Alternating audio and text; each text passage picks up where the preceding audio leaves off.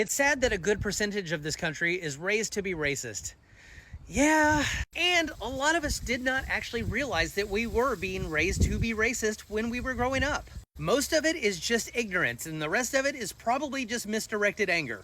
Me, I was raised in the ignorant side of things. I had family members that would just tell me the wrong information all the time. My grandmother was terrified of black people because whenever she flipped on the news and she saw some terrible story, it was usually a black person that was perpetrating the crime.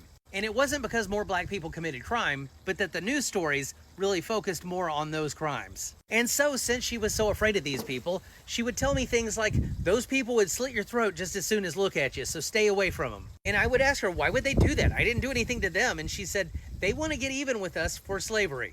To which I would say, I didn't do that either. And she'd say, yeah, I know, but they see us all as being the same.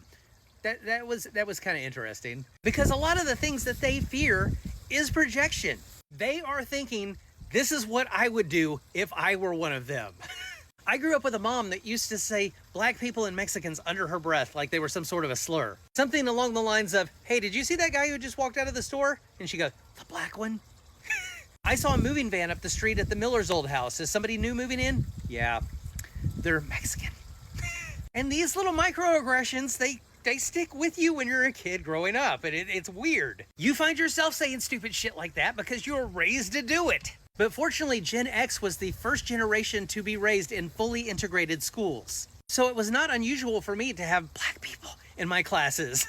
So fortunately, as I got to know these people from class, I started seeing them as very normal people. Which was very strange for me because that made me start seeing my family members as very abnormal people.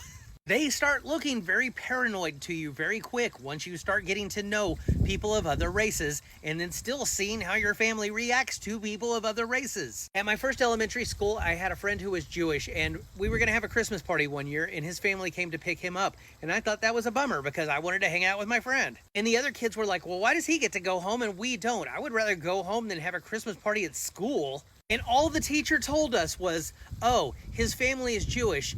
They don't believe in Christmas. And we were like, huh?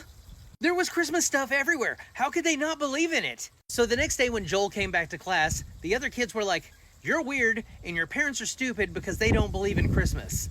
And that level of ignorance just makes people a little racist. The other type of racism is just based on hatred because you feel like that you need to have somebody beneath you so that you don't feel so bad about your life. Those people are the hardest ones to turn around, so I just kind of stopped trying with them. But sadly, most of the people who are racist in this country do not know that they are racist.